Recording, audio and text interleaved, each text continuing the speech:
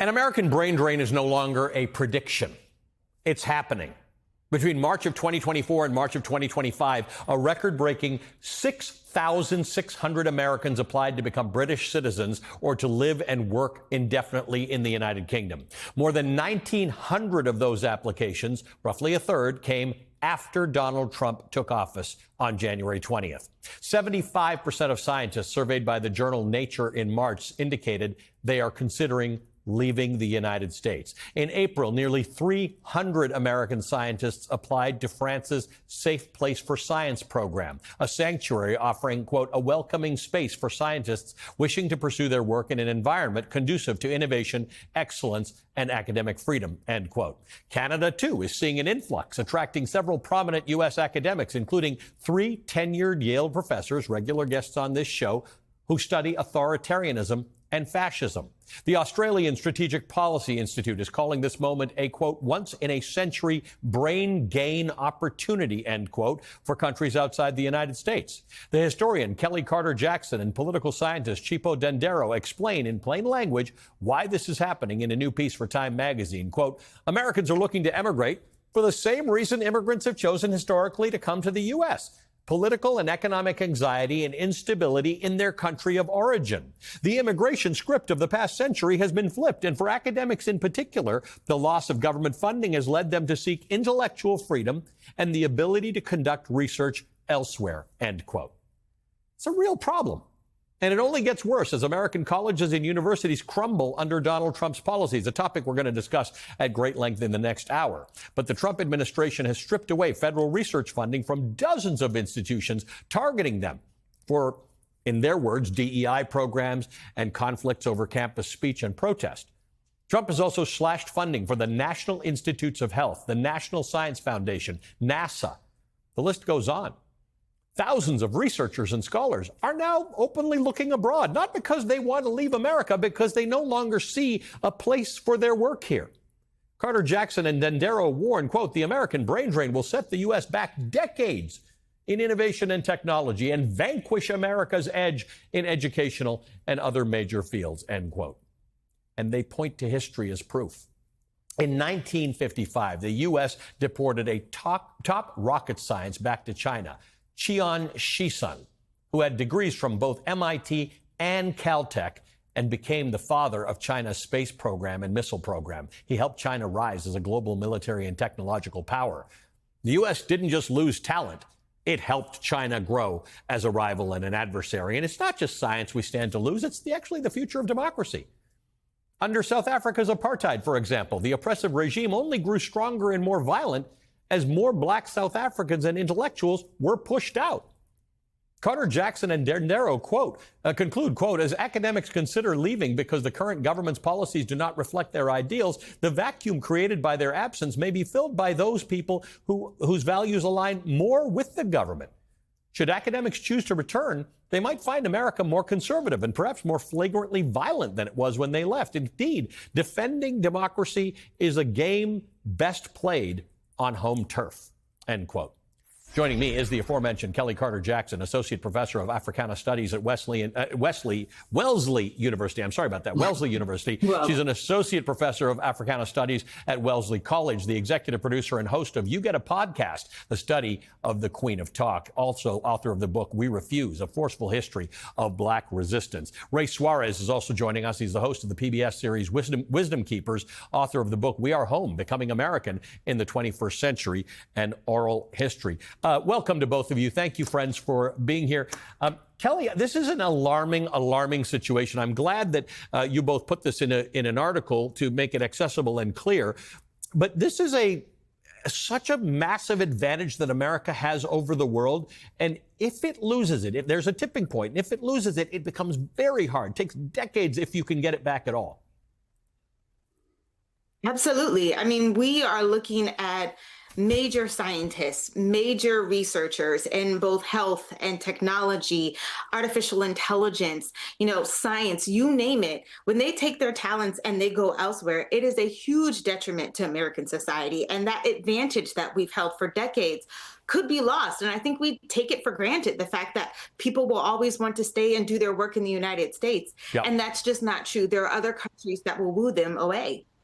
Ray, I was talking to Garrett Graff, the historian, on Friday night, who's written a book about the atomic bomb. But he was saying that back in the 1930s, Germany was where you went to study physics. Germany was where you went to study the atomic bomb. Every American who worked on the atom bomb actually studied in some way or fashion under some German who taught them that. Germany lost all that. You can lose things that you are a world leader in, as America can. We got so good at this for so long that we forgot that we were doing it. For 150 years, American affluence has been undergirded by its status as a talent magnet for tinkers and developers and innovators from all over the world, whether they were working in their garage or under the auspices of a big corporation that wanted to see what they would come up with. We have become rich on being a talent vacuum from around the world. And now, whether it's giving a postdoc visa problems, telling them they can't come back to finish a grant that they've already been awarded, whether it's telling people that something that they've been working on for 5 years is no longer funded for next year, we're just making their lives complicated and hard when other countries are ready to put out the welcome mat. Kelly, I was visiting my folks in Toronto the other day. I landed at the airport. There was this massive poster that showed a man meant to portray an immigrant, and it was a bank. And it basically said, stop at the booth and get your welcome package. And basically it was offering you a credit card and a mortgage application, right? Like, the Canadians think this is outstanding. This is amazing. Keep scaring off immigrants, America. We'll take them. Oh, absolutely. And I mean, to our detriment, when you think about the fact that Albert Einstein and other Nobel Prize laureates all came to the United States. They were all fleeing an authoritarian regime in Germany and came to the United States and made a name for themselves. So the idea, there's this myth that, immigrants come to the country with their PhDs and that they become cab drivers, that they are not able to sort of use their research and their skills and talents to improve the United States. But very few things in the United States have actually been improved without the help and assistance of immigrants and people coming from other countries. NIH cuts, right? Let's just talk about this for a second. And I just use this as an example because you can apply it to university research in general. There's probably no greater return for the American taxpayer dollar than money that ends up at a university studying something. Right? We think about it with NIH in terms of health, but there's somebody studying something obscure today that is going to cure some disease I don't know that I'm going to get in 20 years, Ray. There was a post-war consensus in the United States that this was worth doing. Taking public funds and plowing them into research universities, public and private, across the country, resulted in thousands of patents in kind of invisible things. You don't know that a particular molecule was discovered in a particular lab when you take a drug or when a home cleaner works and removes a stain that you've been trying to get out. You don't know the backstory of how that product was developed. But the idea that America funded basic research and that basic research then turned into wealth has been something that the United States didn't have a partisan argument about in the 50s, 60s, 70s, and beyond. I mean, look at the inauguration. I mean, once you get past immigrant Melania Trump, who came here on a talent visa, there was Sundar Pichai, the head of Alphabet. Do you not want to come here? Do you not want Sundar Pichai to come here and make his life here from Tamil Nadu? Do you want him to go somewhere else? Do you want Sergey Brin, who was born in Moscow, not to be one of the fathers of Google? Do you want Elon Musk? I know he's kind of radioactive right now politically, but do you want him? Do you want him not to come and become a big success? Kelly, I don't really get it. Yeah, no, I don't either. As an immigrant, by the way, I don't get it. We probably shouldn't say that on TV.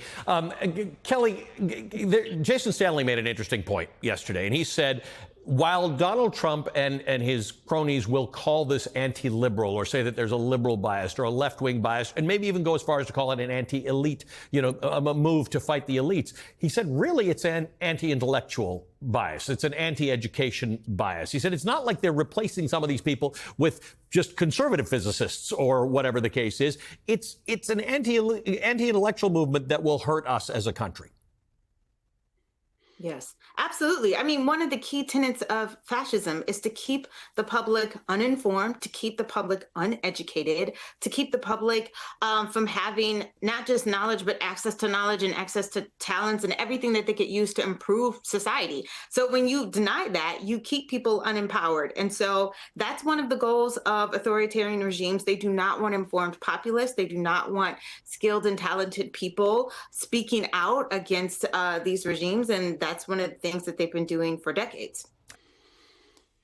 And the brilliance of this is policy, and I'm being a little bit sarcastic here, is that the harm that it doesn't show up tomorrow or next week or even next month. This is a long-term game. So the things that we don't get, that our competitors and our adversaries develop around the world, those show up later down the road, and they're harder to measure. So it'll be tougher to come back and say, well, this engineer, this metals scientist, this bioengineer didn't come here. He went to Monash University in Australia. He went to Cambridge in the United Kingdom, which is also throwing out the welcome mat. And they were able to turn this into either affluence or power or influence. And we didn't. Yeah, you're right. Very hard to measure. Don't know how to measure it. Don't know when it'll happen.